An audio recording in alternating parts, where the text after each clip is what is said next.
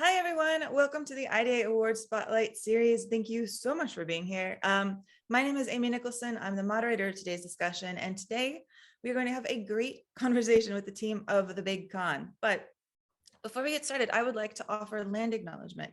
Coming from Los Angeles, we are on the unceded land of the Chumash and Tongva people who have been stewards of this land for generations. So thank you to them. Also, be sure to check out the rest of our Spotlight lineup at www.documentary.org/awards-spotlight. I'd also love to thank our interpreter for today, Andrea Lest. Thank you. Hello. And now let's welcome our team of the Big Conn. We have directors and executive producers, Brian Lazarte and James Lee Hernandez. Hello, guys. What's happening? Hello. Thanks for having us. Oh, we're so glad. I mean, I'm sure that there are people watching this right now who also know your previous documentary, the Emmy-nominated McMillions, which followed how this former police officer, he learned to rig the McDonald's Monopoly game in the 90s.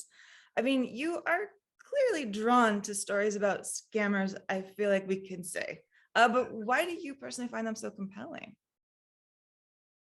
It's very interesting to us, just the choices that people make, with McMillions and similarly with the Big Conn. It is a fraud case. It is about, in a lot of senses, greed and what that can do to people.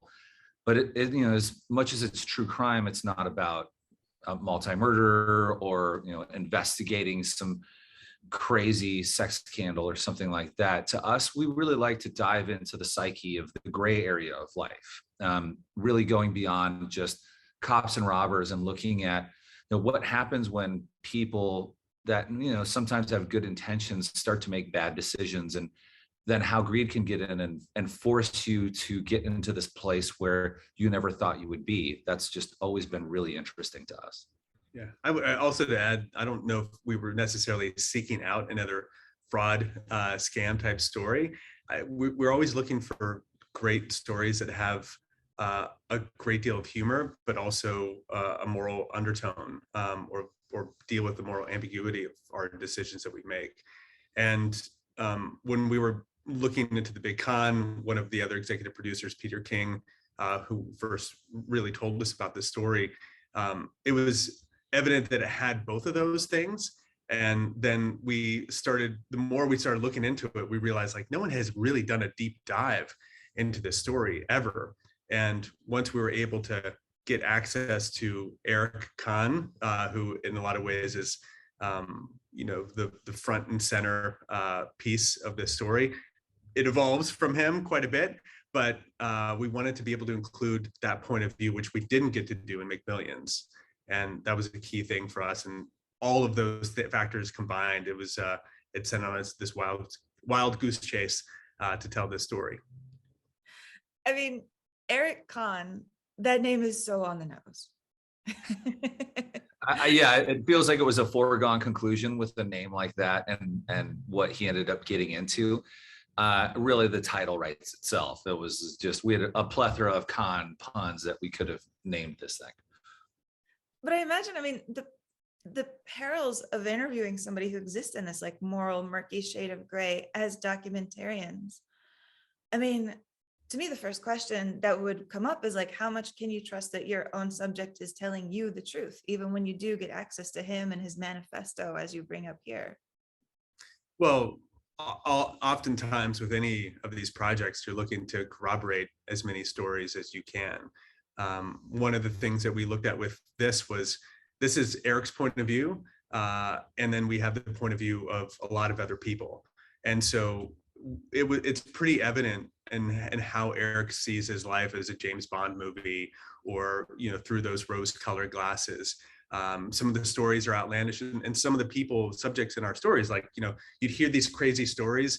You don't know what, maybe half of them are true, maybe half of them aren't. You don't know which to believe. And so we felt like in this case, we had a lot of our great subjects kind of providing you with that, okay, believe it or not, this is what he says happened in his life. And these are the crazy details of what occurred while he was on the run. But, what we found interesting in it was the choices that he made. and getting to really understand how he was seeing things at that moment. But then additionally to that, we have conversations with him that have happened over the course of 2 years. And he evolved as a character, even in that time. And we sort of saw that for ourselves and, just had different feelings about Eric throughout the years. And we feel like when people watch the series, they might feel differently about him as it goes, and perhaps very differently at the end than they do at the beginning. Maybe they won't, maybe some will, some won't. So he's a fascinating character. Well, I mean, to learn more about him, I mean, you go to his community, in Eastern Kentucky. This is thought of, I would say it's fair to say, as like an insular place. And you show up asking questions about a man who was described, in the community as Mick Jagger. I mean, tell me about your first just week in town, showing up in town, trying to gain people's trust. That is a really main portion of this whole thing for us, is we like to really humanize the entire story. There are so many representations of Eastern Kentucky and West Virginia, Southern Ohio, just coal country. Usually when entertainment shows that area, it's people in trailers, barefoot, with no teeth, that are hooked on drugs. And that was actually a big concern for everyone that we talked to in the area. We went down there and basically stayed for almost a month and really just wanted to earn everybody's trust. And the people that we talked to, almost all of them were skeptical and brought up the fact that, when outsiders come in here and put a lens on this area, it's just never shown in the correct light. And we assured everybody, we want to show the real Eastern Kentucky. We want to show the real coal country, how beautiful it is, how great the people are, and the hard times that they've fallen upon. And the entire country was built around what they were doing in coal country, and the coal they were pulling out of the ground. And then as soon as they were done with it, everyone left. And it went from having the most millionaires per capita in the 80s to being one of the poorest counties in the entire country. And that's a really fast turnaround to completely destroy an economy. And then you have someone like Eric coming in who's flooding the economy with money. But at the same time, the second the rug gets pulled out from under everyone when Eric gets caught, then it just sinks it even lower than it was before. And we just wanted to make sure that everyone really understands the plight that everyone has gone through and just how fantastic the people are. And it is a beautiful area. And we were just very fortunate that people eventually trusted us once they realized that we are going to let them tell their own story. I mean, I want to know a little bit more about this net you cast in finding people, because Mason, for example, the rapper, I mean, he is a find. He shows off that he has his teeth in the beginning, like really adding to your point about like people's awareness of how the media has portrayed him in the past. But yeah, he is such a fascinating, compelling character. How did you come across him? Well, for Mason, I don't think we knew that he was going to be as entertaining as he was. Sometimes it's better to be lucky than good. He was one of many people that we reached out to. What we realized was at some point, it felt like almost everybody had come into close contact or worked for Eric Conn. And so there were a lot of people who didn't want to talk to us, a lot of people who were like on the fence. But we had heard about these songs that Eric had written about himself, or Eric had someone write about himself, whether for an advertisement, for a commercial, for just his own answering machine voicemail that people call into. And we'd heard about this rap song that he had commissioned. And it just, in our effort to track that down, we came across Mason, who had written the song. And funny enough, when we first met with him, that was kind of like our reason for wanting to talk to him. Like, hey, well, do you have the rap song? And he was like, guys, like, I haven't listened. I don't know. I don't own a copy. It's been 14 years probably since I last heard it. He couldn't remember some of the lyrics. And he was like, actually kind of, he almost looked at that time period as like, I don't want to be remembered for writing the Eric Conn rap song. But we ended up finding it. We found it through some other source. And then it was like, once we told him about it, he had a good laugh about it. But what we found, what was great about Mason, along with all the people from that region, was he helped take you in to that region of the country. You got to see what it was like to live in Eric Conn's backyard, and how Eric had his, had such an influence on so many people. And it's also in one of the great turns of this documentary series is the fallout, as James was saying, like the devastation, like when Eric gets in trouble and so many people lose their benefits overnight. It has an effect on everybody. Businesses no longer, businesses shut down because no one has the money to go and eat or buy things. People lose homes. People are living in their cars, and it all happens so quickly. To hear that from everybody, that was directly affected, but also from people like Mason, who were on the periphery, but like were witness to it all. It really illustrates like how it affected an entire community. I mean, you have all this like B-roll footage of his billboards and stuff, and I was wondering, like, were any of those still up? Like, could you still see like visibly traces of his hold in the community?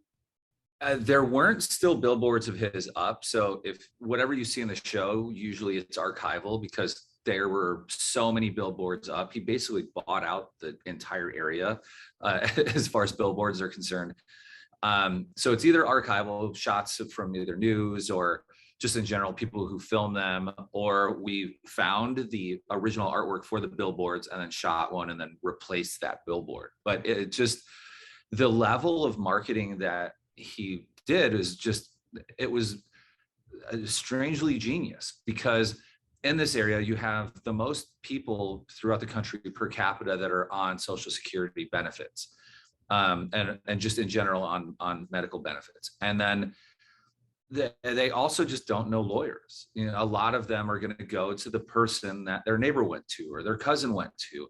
And if you don't know what lawyer to go to, what better than have billboards and commercials and all of these flashy things saying, I get 99% of the people their benefits. I get them in an eighth of the time that anybody else would get benefits. And then you talk to your neighbor and they go, yeah, I got my benefits in 3 weeks, when their cousin got their benefits in a year and a half. And that's a really easy decision to make if you need this money now. I mean, that makes a ton of sense. I mean, that billboard that you have in the opening credits, is that one that you put up yourself? The big Conn billboard? Yes. Yeah. Yeah, we made that for the title. I mean, we just felt like that was, it was, how could you not, not to say that it seemed like the obvious decision, because there was a lot of different ways. We talked about a full-on title sequence and whatnot, but we talked about doing that digitally. We've had so many discussions about how to approach that. And then at the end of the day, we called a billboard company. We just printed it up and we were like, oh, we'll just film it and like stylize it. And it just felt like the right thing to do. Right. It ended up looking perfect, like digital, but we assure you, we had a billboard company just put that up, and that's how good they made it look. It was pretty fascinating. Yeah, we did ask, I think we were thinking, should we ask Apple TV Plus if we just want to leave it up, and then they can put up their logo and start, promoting it up there. But yeah. Okay. I mean, so you've worked on a documentary that touches on McDonald's, and McDonald's is not known as being the most open corporation. But here you're telling a story about like a huge screw up and seems like a cover up that involves the government. I mean, that seems even more intimidating to start trying to go after to get more of the story. I don't know. We didn't really look at it as an intimidation, because I don't think we really fully understood the complexity until we were deep in the story. Sarah and Jennifer, two of our main characters, who are incredible heroes in the story, they're the whistleblowers. When they started unpacking all of the details that they went through, and James and I talk about it on our companion podcast quite a bit, just like how it was just this sea of information. It was overwhelming. It took us days at first to even process, like, okay, all the things they were trying to tell us, and then months and months in the edit, and a few return visits to really get at the heart of what was happening. And we we try to spare the audience as much as possible, like all, getting into the weeds of it all. But at the heart of it, yeah, I mean, the system what is and has been broken, or we're sure really great people that are working hard to improve it and make it better. But it's such a massive system, and for many years there was very little oversight, which is and this idea of having to there was a backlog of people who were waiting for their disability benefits. And there was a real push to like help put people through the system faster because people were waiting, 18 months. And you have judges that have judicial independence, which is basically their ability to make a decision without any oversight. And so it kind of created this perfect storm that really kind of hid also in the complexity. That's the reason why this fraud was able to happen for so long, because like even for the Office of Inspector General, right, who worked to root out fraud within, the Social Security Administration, or people taking advantage of Social Security numbers, they told us early on, like when they started looking into this, it's like, it's so complex. How you have to figure out the system to understand how someone is taking advantage of it. And that inherently is what allowed Eric and these judges to really get away with it for as long as they did. But in piecing this together, I mean, you're interviewing judges, you're interviewing lawyers, you're interviewing government employees. I mean, as a person who interviews myself, those are not interviewers that I imagine are very forthcoming in front of a camera. I think of them as people very careful in their wording. So I'm curious about you going in there and your psychology as interviewers to try to really get the story out of people who speak so cautiously for a living. Yeah, and it makes sense. And if one very, very big portion of how we go about things is that, well, we always like to make things very conversational. And the main thing is we're all about relationships. So any subject that we have in this, even people that didn't agree to be in this, when we contact them, we say, look, this is what we're working on. This is the story. We want to understand the full aspect, 360-degree part of this story. And so let's meet for lunch, or in this day and age, let's get on a Zoom and let us just tell you what we're doing. And you can never talk to us again afterwards, but at bare minimum, you'll understand what we're doing and what this whole thing is about. That we're not out here to vilify anybody. We're here to just tell the story and show you all sides of it. And 9 times out of 10, that at least works to start develop a relationship.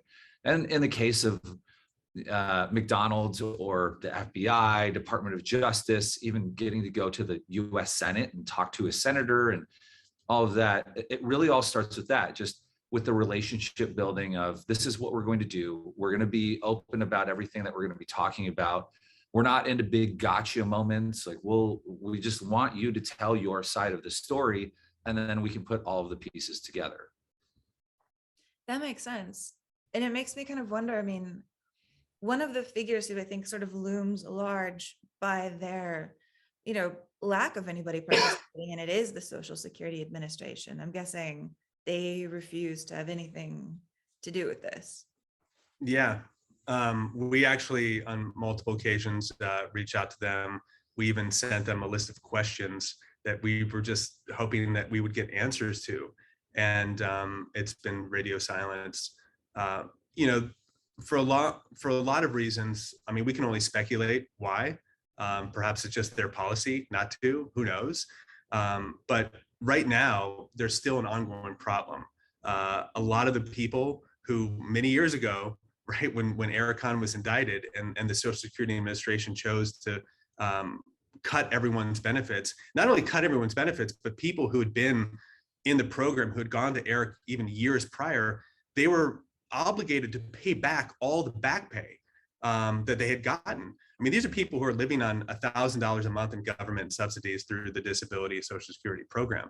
And then, if you've been on the program for 5-6 years, I mean, you're talking like tens of thousands, if not, $100,000. Like, how do people actually pay that money back? And when you're on the hook and you don't have even money for legal representation at that time. It's a terrifying feeling. Like, and people were, they were losing their homes, and some people took their lives. And currently today, so Ned Pillersdorf, who's one of our other, kind of hero characters out of our story, he's taken it upon himself with this incredible nonprofit organization called Apple Red that helps people from Appalachia who don't have financial means get legal representation. They together went out and put together an army of attorneys to help these people to work pro bono, because you couldn't take a fee from the government because Eric had already taken it. And so when you realize just how devastating all these people were, and the fight is still ongoing, people are still trying to get their benefits back. A lot of what's happening now, not to get into the weeds of it, are these like redetermination hearings. So people are faced with a hearing to potentially lose their benefits, but they have to provide evidence of when they initially were disabled. And it's been a real problem. It's an ongoing fight. And so perhaps, again, we can only speculate why they chose not to participate, but every single person that we spoke with really calls them out and has said that they've never been held accountable for their role in this, or at least their lack of discipline, for Eric Conn, for things like when especially Sarah and Jennifer were trying to raise the alarm that like this was an issue. Yeah, I mean, when you hear that, not even just in Eastern Kentucky, but like across America, that most people who apply for disability actually do get denied. It stings to hear some of the facts that you really throw in about how this works. And even just putting the show together, you're a show that kind of starts really funny in episode 1 with lots of like poppy images, but you have to, as you were putting it together, you had to consciously stay aware that you needed to take this tone shift. And I feel like really hits you in episode 3, where you start putting faces to the victims. Right. And from the very beginning, we weren't totally sure how that would work out. We knew the victims were a very, very large part with this whole thing. And they're really the main portion of all of it. And we worked with Ned Pillersdorf, who's been fighting for them to get a big group of them together so we could talk to them about what's actually going on. There were iterations of this where we met some of the claimants from the beginning, and then you knew them all the way through. But ultimately, we laid out the show this way because this is, we really like flipping the viewpoint of how people feel about something. And so when you first hear about this story, you hear about a larger than life attorney in a small town in Kentucky, flies around the world, basically tries to turn himself into a real life James Bond, steals $550 million from the government, goes on the run. And that is the first thing you think, and that's all you think about. But really behind the story are the whistleblowers and what they had to go through, the fight that they still had to deal with all the way through their entire career working at the SSA. Where you think about the victims and all the things that they've had to deal with for years and still go on today. But if we hit you with all of that right away, it might be a little bit of information overload. So you start with the sensationalized version of it, and you start to see what everybody knows from the news. But then as we start to flip the viewpoint of it, you start to realize the fallout of all of this, it totally changes your perspective. It changes your perspective on Eric. When you first start out, you just think Eric's a fraudster and that's all that matters. But by the end of it, you start to see like the governmental problem that was at play here actually is in a lot of ways the real bad guy. And that Eric is a symptom of a huge problem, not the cause of a huge problem. And so that is why we laid it out in that sense and sort of hit you with the seriousness pretty hard in episode 3 and 4. I think there's also just an element of how easy it is to perceive somebody as a social security number, right, on the surface, and coming out of the gate in episode 1 and 2 by not actually seeing them. That's how a lot of people were looking at this, right? It's just, here's another person who is associated with Eric Conn, so they must be a criminal. And until you actually put a face to that number, it's hard to humanize what they're going through. And we found that to be the case ourselves. And so we wanted to make sure that we could take people on that journey in a very similar way. Yeah, I mean, when I hear you talk about all the different elements of this, you know, you're dealing with, yes, a guy with amazing archival commercials. I'm just imagining the two of you like sitting down, going through all of his commercials to even figure out what to put in. That sounds like maybe one of the most fun days of the project. Yeah, it was. We're very fortunate. We have a great team we work with here at our company, Fun Meter, and our entire team. We would just be like sending the commercials back and forth, like, look at this one, look at this one. Like when we saw the 3D commercial, it was like, I can't believe that he was putting this stuff out. But yeah, it was just an embarrassment of riches in that sense. I mean, and yet you're also really, the story is like built on paperwork fraud, which is not the most inherently visual medium to tell a story Social about. Security, by the way. So yeah, Thrilling stuff, really, if we're being honest. I mean, it makes sense that you would think about dramatizations, but I'm wondering, how did you decide what moments had to be dramatized? whenever we've looked at like, and similarly with McMillions, we just, the first order of business is carve out the story, figure out what we're going to utilize out of each of our storytellers to help us take you on the journey of this incredible ride. When we were talking to Damien Paletta, who's the Wall Street Journal reporter, who really first broke the story and then oddly enough became part of the story, that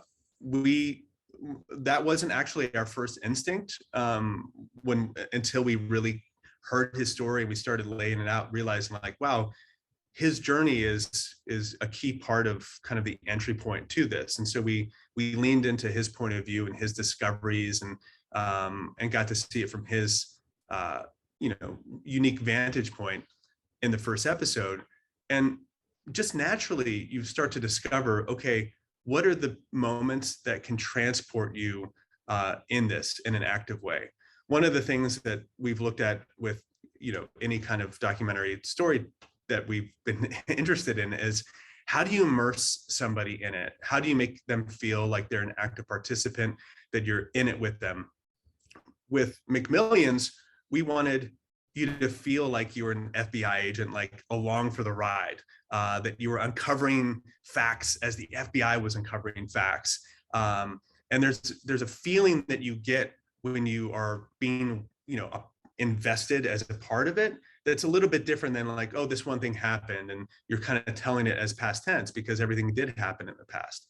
And so a lot of these moments, we would just ask them for as many descriptions and try to get, down to the nitty gritty of how this looked and how this felt, because, and James and I like think about things so cinematically already, that it became just the natural conversation piece. Like even early in edits, like, oh, if this ends up being the recre, or cinematic moment that we're looking to explore, like we could build it. And there's always the pie in the sky moments. And then once you narrow in the story, then it becomes a little bit clearer as to like what moments you want to focus on. Because honestly, like any kind of documentary project, you don't have a tremendous budget like you would on a scripted project to do all the bells and whistles and things that you would like to do to make, build out a world.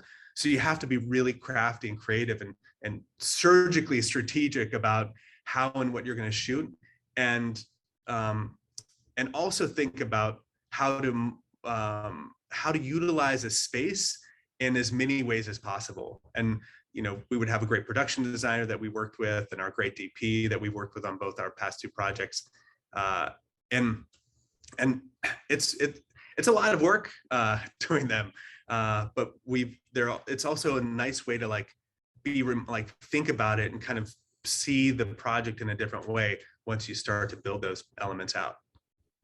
I mean, the dramatization that really struck me, because I was like, oh wow, they really did all of this for one little bit, was when you decide to recreate Conn's brothel in Thailand and the story of the escaped boa constrictor.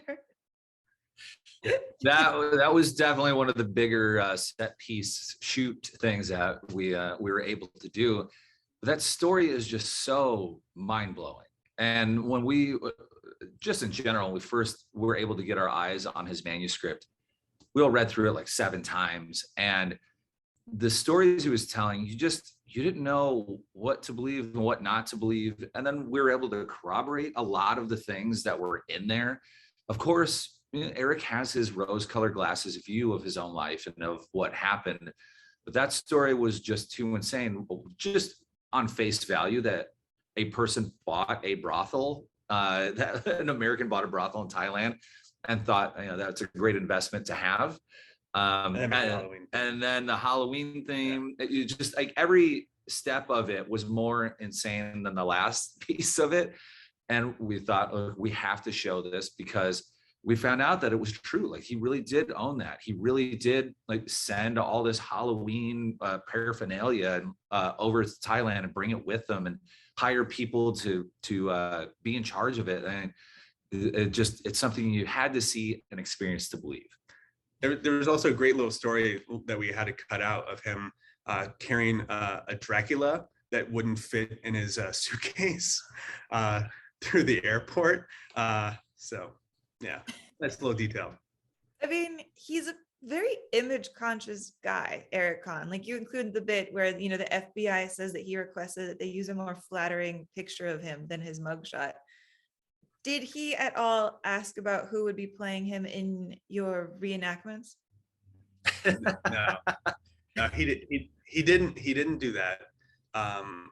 Funny enough, he did see the trailer to it, as did his daughter. His daughter's seen the whole thing now, but when his daughter first saw the trailer, she called us up and she said, "I cannot believe how much the guy you found looks so much like Eric." And Eric, has actually seen the trailer. That's all he's been able to see, and he's been very complimentary. I mean, actually, now that I think about it, we started this conversation, you talking about how your impression or idea of Eric evolved over the course of making it. But I'm thinking, in directing an actor to play Eric, that has to reveal to you how you're feeling about him at that moment, or who you think he is, to help you clarify his motivations, I guess I'd say. Right. Getting the person to play Eric was such a key thing. It took a really long time to find the right person.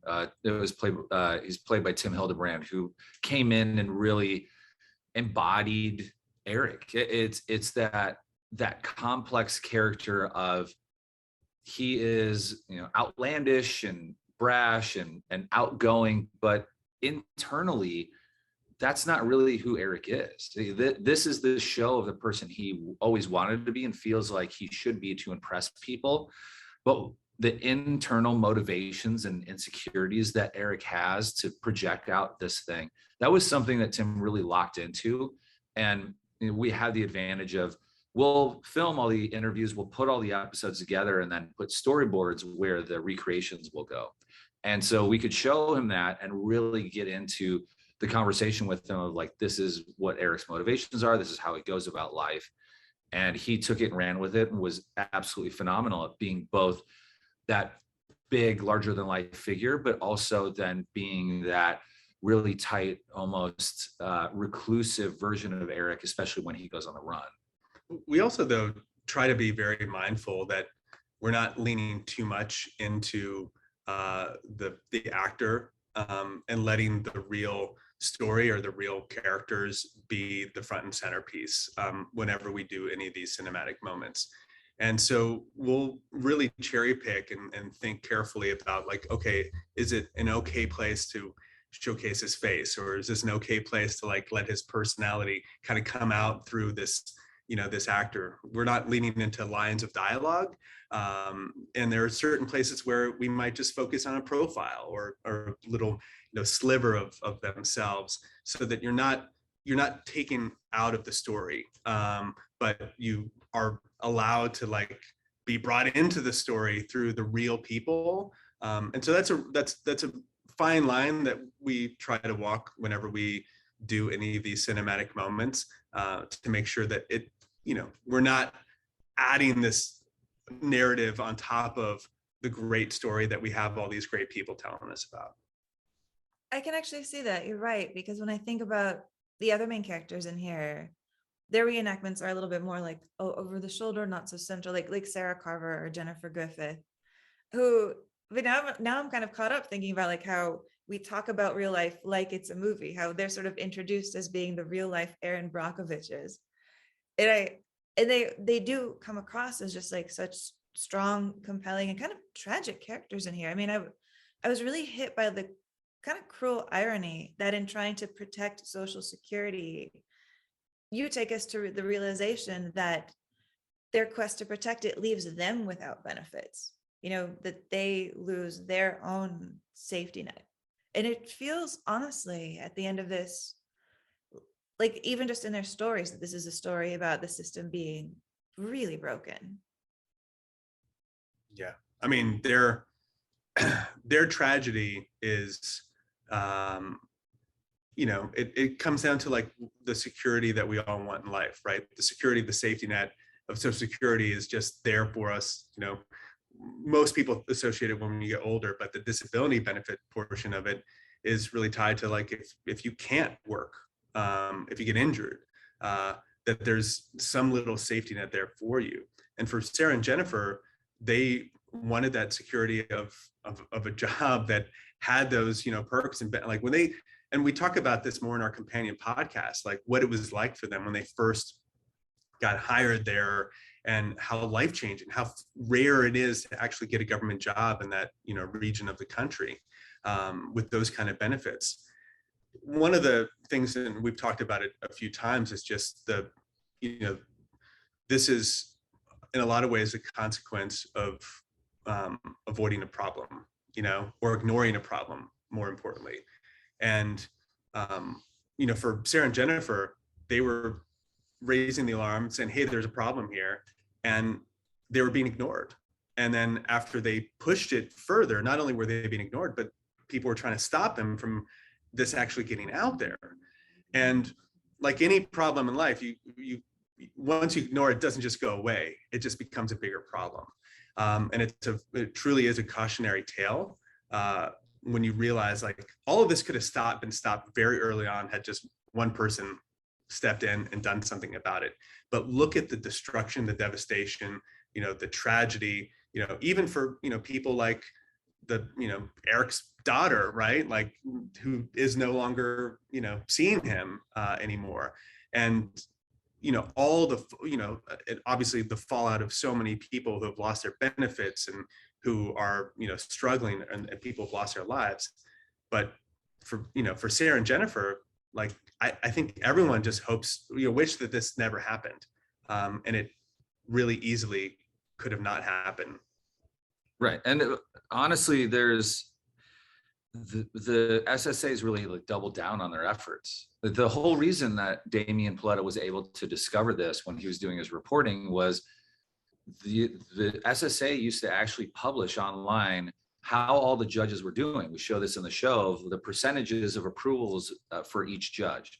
And that's how he was able to single out that Judge Doherty was approving 99.7% rather than the normal 40 to 60% average, and doing that for years. And then Sarah and Jennifer, they were allowed to basically whistleblow, and there were certain procedures and steps that you had to go through to report those.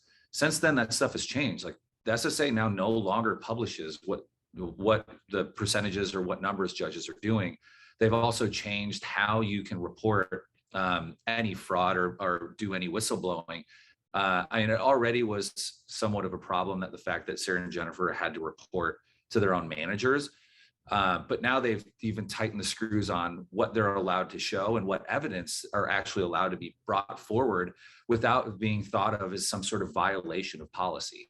It's instead of like doing more to be more transparent, to fix a problem that we all as taxpayers pay into in America, they've actually just closed it down more so they can have more control. I mean, your final moments of the show, from the way you end it, it almost seems as though you have learned things that you can't quite say, or you're not quite able or ready to say. Is that a fair reading? Well, that we go into it in even more depth in the companion podcast, because there's just certain things about this that you have to be very locked down and very buttoned up from a legal standpoint to be able to say. But we're big believers on, we're going to show you all the pieces to this puzzle, and we really want people to talk about it, discuss it, and form their own opinions on what's happening. But what we can say with certainty is, Ned is still fighting to get benefits back for people that really, really need them.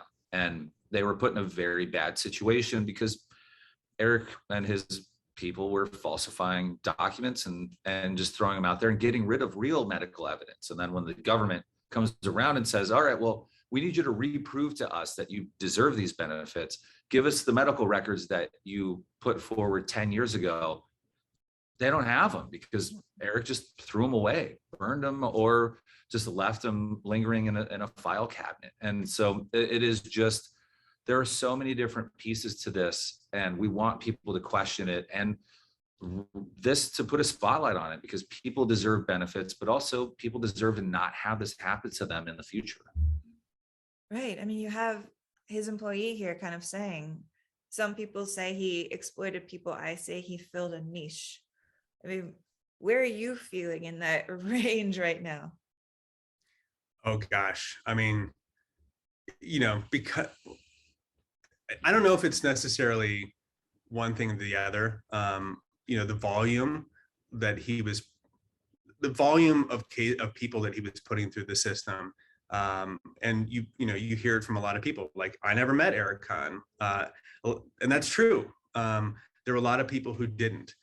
So it's hard to say what he was like in the very beginning, and how it kind of evolved to what it became.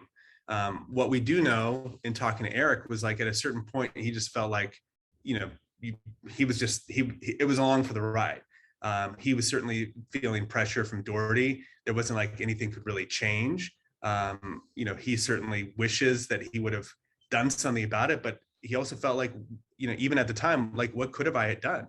Like, had he actually spoken up or done something, he felt like he would just be in a position where his practice would fall apart, and that, the judges wouldn't actually help put cases through or make his life miserable. And so, yeah, I mean, that's the complexity of this. I think that, there's certainly people that can make the argument that he really genuinely wanted to help people. But I think more often people are like, no, he was in it for himself, and he was into the, all the bells and whistles that came along with, becoming a multimillionaire in one of the poorest regions of the world. He was also just, because he really was intelligent, like, people looked up to him. And he had this, superpower, sort of, in a sense, celebrity status. And, that's addictive, that's attractive. And he was able to travel the world, which he loved to do. So, yeah, I don't think he was willing to give that up just because of, out of principle, or at least it didn't seem that way. Well, it's interesting because when the show came out, one of the responses that some critics said was that they compared Eric to Better Call Saul, to the character of Saul Goodman. I mean, was that show at all a touchstone? It wasn't a touchstone. It was just very interesting to us how this is Eric in real life, and that was a created character. It started to feel like Eric almost inspired Saul Goodman, and that's who Eric is in real life. It was a really easy way to describe to people who Eric Conn is by saying he's like the real life Saul Goodman, and that's an easy way to go about it. But for us, it was never about that or thinking about that necessarily as an inspiration. More of just the idea that it's very ironic that they are so similar, because this is just how Eric really was. Like, this was the persona and the whole world that he created for himself. And it's interesting how that persona and that world affected so many people. I think it's very much like the comparison to Saul. I know for us has also been, you got the flashy ties, you got the flashy billboards, you got the flashy commercials, but you've also got a deeply flawed individual that is extremely charming and likable. And that is, in a lot of ways, the comparison that we can certainly see to Saul Goodman, is that it's multi-layered, right? Like, why does this person make such bad decisions? But then why do I find that I like them? And a lot of people loved Eric. They thought he was charming. They thought he was charismatic. They thought he was brilliant. And yet, as we reveal in the documentary series, like, he had a lot of flaws. I mean, I want to actually end by asking you about your ending image, about deciding on how to really put a button on the series after 4 episodes. You close by showing us this commercial that's kind of been a touchstone throughout the series. You know, Eric leaning, putting a jacket over his shoulder, walking away, and then you show us where that image actually came from, his inspiration. And I was wondering, I would love to know why you thought that was the perfect way to close out. Oh man, that's well, first of all, when we realized that, we laughed hysterically for about 10 minutes. Yeah. I mean, there were so many times that we never knew that. Like, we made that discovery along, like, pretty far into the process. But his whole, like, I never left. You know, in a lot of ways, not to get like too like metaphorical here, but like, his presence in Eastern Kentucky, you know, can often be referred to as a stain. He still has never left. The after effect of him on the community is quite significant. And, you know, the way that he saw himself as James Bond, you know, where he drew inspiration, it wasn't like, you know, we thought it was kind of an interesting thing, like when Damien first, you know, mentioned when he did that commercial, he thought it was like an FU to Damien, like, hey, look, I've been here the whole time, like, no one can touch me, I'm Teflon Eric, I'm untouchable. And, you know, there is that element of like, you know, he wasn't really that. He just was like inspired by a movie moment and was, you know, trying to be comical and fun. But yeah, there's a lot of irony in the fact that, like, he still hasn't left. And the after effect is still there on all these people. And, you know, we wanted to, you know, still, you know, end on somewhat of a funny or a light note, you know, considering there is so much heaviness, you know, towards the end of the series. And it's just one more thing to think about. So everyone can have their own interpretation. And if it sparks a conversation, great. Yeah, and it's a perfect button to us because it encapsulates who Eric is. It's Eric being defiant by saying he never left, but it also is the projection that Eric wanted people to believe, and just literally ripping that out and copying it from one of his favorite movies. And it's just the combination of mental things that had to go into that really just perfectly encapsulate who Eric is. Well, I want to thank the both of you for such a fun conversation about a fun show. Thank you again, Brian Lazarte, James Lee Hernandez. This has been really great getting more of this inside look into the making of Big Conn. I also want to thank again our wonderful, wonderful, wonderful ASL interpreter, Andrea Lust. Thank you. And you watching, thank you for joining us. Again, continue to watch some of our conversations here. We are going to be at documentary.org/awards-spotlight. One more thank you, and have a good evening. Thank you so much. Thanks. This is great. Appreciate it.